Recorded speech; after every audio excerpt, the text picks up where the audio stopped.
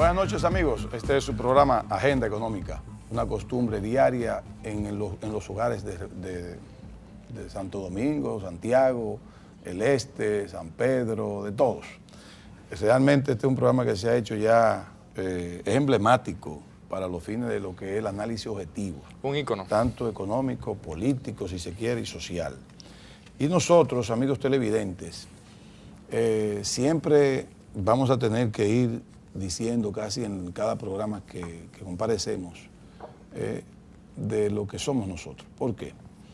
Porque con este asunto del acuerdo en que llegó para bien el gobierno de Danilo Medina Sánchez con la Barrigol, que nosotros habíamos pedido que se llegue a un acuerdo, que no se vaya nunca a llevar el gobierno de ninguna de esas voces agoreras de pidiendo rompimiento de contrato, que no fuéramos a litis, etc. Pero el presidente estaba muy enfocado en las cosas como tenían que hacerse.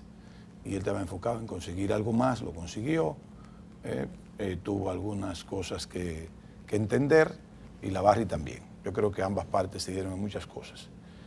Pero lo más importante es que en ese tiempo, en ese espacio de tiempo donde hubo discusión de acuerdo, ciertamente este programa tuvo una posición firme no defendiendo la Barri, no atacando al gobierno, sino defendiendo el bienestar nacional. Pero igual fuimos acusados con mucha sutileza de ser agentes de la Barri, de que nosotros pudiésemos estar al servicio de ella. Claro está, como es una costumbre estar al servicio de una institución como la Barri, tal vez cogiendo dinero, nosotros tres que estamos acá, que ahora los saludo, a Andrés Terrero Alcántara y José Manuel Luna Valiente. Buenas noches, amigos, colegas. Buenas noches. Es que ciertamente nosotros tres tenemos la conciencia tranquila. Todo lo que hicimos lo hicimos con un criterio objetivo, profesional, porque entendíamos que era lo que había que exponer, que había que hacer con ese asunto de la Barrigol. Estuvimos en cierta manera, prácticamente hemos acertado en todo, cuando hablamos diríamos que de los errores que estaba cometiendo aduana.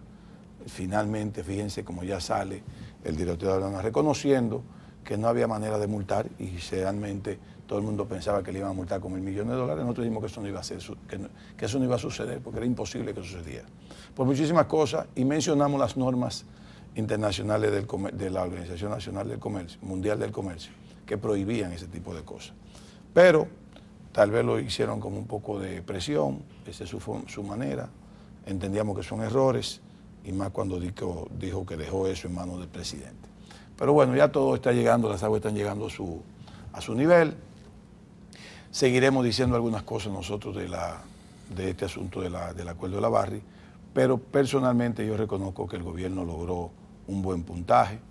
Tal vez lo que tenemos nosotros ahora que rogar, porque el oro no baje de 1.600 el promedio, para que el gobierno pueda recibir los 2.200 millones de dólares, porque si baja de ahí no va a recibir 2.200 millones de dólares, sino algo menos. Ahora bien, un punto, José Manuel y Andrés y amigos televidentes, es que ustedes a mí, a Ezequiel Molina Lizardo, quien les habla, lo han escuchado, lo escucharon y lo van a seguir escuchando, es que nosotros decíamos que no solamente el 3.2, pero si se quiere eso mínimo, sea utilizado para sustituir la riqueza que se nos va.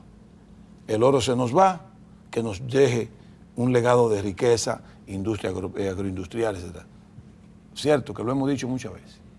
Ahora hemos visto, como ya el gobierno llegó a un acuerdo, ya la oposición y esa sociedad civil ya sabe que va a recibir no menos de 1.315 millones de pesos, de dólares adicionales.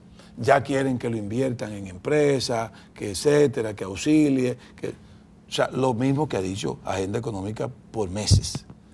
Ahora dicen ellos eso, pues nadie había hecho. Hubo de hecho un político que hasta llevó un plan, José Manuel, le llevó al presidente un documento diciendo en dónde él considera que el gobierno tiene que invertir el dinero. Y crear un fondo. Y crear ese fondo. O sea, es que ustedes se dan cuenta, amigos, que tanto la oposición política como esa sociedad civil mediática que tenemos también en República Dominicana, lo que siempre vive como atrasada. O sea, primero atacaba por un lado, después decía que era otra cosa, cuando quería ser simpática decía que había que romper con la Barry, cuando quería hacer... Ahora dicen, el dinero, que no se gaste en subsidio, que no, ahora vamos a invertirlo. Bueno, pero espérense gobierno, porque eso tiene que ser así. Eso Agenda Económica lo ha dicho muchas veces. Porque es que los gobiernos, el Estado dominicano, tiene que tener una gran responsabilidad, que es garantizarle los niveles de vida a sus ciudadanos. Y ese dinero de la Barrick Gold y de cualquier otra explotación minera no debe seguir en el futuro lo que ha pasado en el pasado, que todo ese dinero se gasta en subsidios, en el pasado corrupción que no hay en este gobierno, ni hubo tantísimo como decían en los anteriores. Pero eso es una responsabilidad del Estado, que cuando usted tiene una riqueza minera, recursos no renovables, usted tiene que crear fondos para crear una nueva unidad de producción de riqueza. Eso es un asunto lógico. Eso lo hemos dicho nosotros que cuando estudiamos economía hace ya muchos años. Mucho tiempo. Eso nos lo dieron a nosotros, porque eso es diríamos que un principio socioeconómico, que un país que tiene riqueza minera tiene que agarrar, cuando explota esa riqueza, ese dinero, una parte de él, convertirlo en otro tipo de riqueza, que permanezca. Porque si no vamos a hacer eso, yo le voy a decir algo. ¿Cuántos millones de dólares debe este país en deuda externa? 11.000 millones. No. 24 la externa. La formal, sí, la formal, pero hay muchos que le suman el déficit clasificado y llega a 40. Pero la externa, la bilateral y no bilateral. 24. Más de 20.000 millones. Pero nosotros podemos pagar entonces la mitad de la deuda con lo que nos va a recibir de la Barrick. Si no vamos a crear riqueza adicionales cuando se vaya a la Barrick, pues vamos a pagar la deuda por lo menos. Es que los 11.000 millones. Vamos a pagar la deuda, pues paga la deuda si es para gastarlo. Es una idea que estoy dando. Sí. Pero lo que digo es que a mí no me gusta, no es eso, sino que nosotros hemos dicho siempre que hay que crear un fondo, pero no para que este político venga ahora y se vaya al palacio, como que él es el Batman y le lleva un documento al presidente para darle instrucción al presidente de que eso es lo que hay que hacer. Pero bueno, están atrasados. Mira, yo creo, hemos analizado mucho este tema y nuestros televidentes nos entienden perfectamente y saben lo que hemos dicho y lo que pensamos del contrato. Miren, yo les voy a decir que nosotros teníamos un buen contrato, el que se firmó en el 2009, aunque mucha gente que nos está escuchando va a decir que quizás estoy diciendo una locura, teníamos un buen contrato y ahora tenemos una excelente negociación. Una excelente negociación para los 4 años del presidente Danilo Medina, que iba a recibir por concepto de cómo se negoció, porque las condiciones que se dieron en el 2009, señores, para poder recibir a una empresa como Barrick, que vino a comprometerse para hacer una inversión de aproximadamente 3.000 millones de dólares en ese momento, que subió posteriormente, cuando estábamos en la crisis financiera mundial. Señores, eso hay que ser pechú.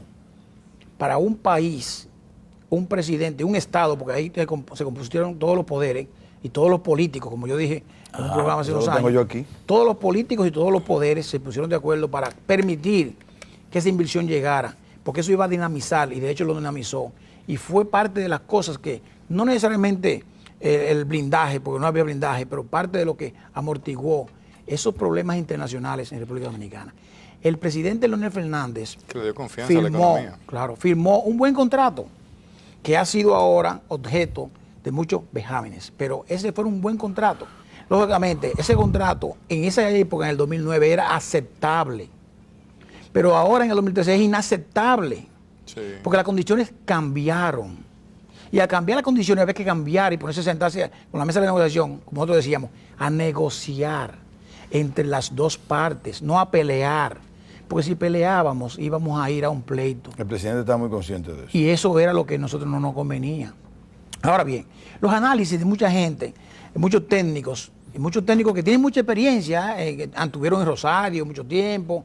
Hay una foto por ahí que ahorita va a poner Luna Valiente, donde muchas de esas cosas, de esos pasivos ambientales, de esos deterioros, estaban ahí. Mucha gente de lo que están opinando estaban ahí y no se les recuerda eso, no se recuerda. Pero hace mucho análisis rarísimo.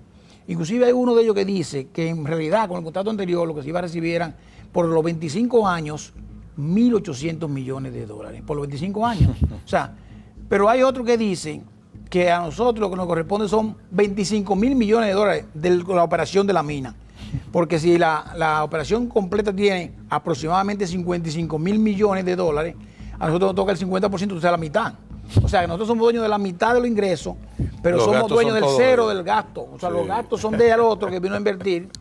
Y eso, señores, es una locura. Sí. O sea, hay mucha gente que se lo va a creer, que se lo va a comprar esa información, pero el amigo, que es un técnico, que es capaz, que es una persona profesional y muy inteligente, yo diría que fue que se equivocó, para no decir otra cosa. Eso es adrede. Pero, antes de la pausa, debo decirle que, como decía Ezequiel, ahí hay muchas opciones y ahora muchas propuestas con eso. Mi amigo Atala, el diputado, y le puso un tuit por eso, propuso que el Congreso fiscalice de manera especial esos fondos que vamos a generar de ese periodo de 4 años del presidente Medina, de 2.000 y pico millones. Y yo le dije, pero ven acá, el contrapeso del control, ¿quién es? El Congreso Nacional. ¿Cuál es su brazo ejecutor del Congreso, del control? La Cámara de Cuentas de la República Dominicana, que tiene que revisar, examinar las cuentas del presupuesto nacional, la ejecución presupuestaria, y rendirle cuenta al Congreso Nacional. Eso está constitucionalmente establecido. Entonces, señores, fortalezcan la Cámara de Cuentas, que es una institución que es un lastre. Lo ha sido siempre, señores, lamentablemente. No ha cambiado y ni siquiera le apoyan desde el punto de vista presupuestario. Eso es la misión del legislador. Fortalecer su órgano de control, crearle confianza, dinamismo, credibilidad y recursos para entonces esperar lo que se supone que debe esperar. Pausamos.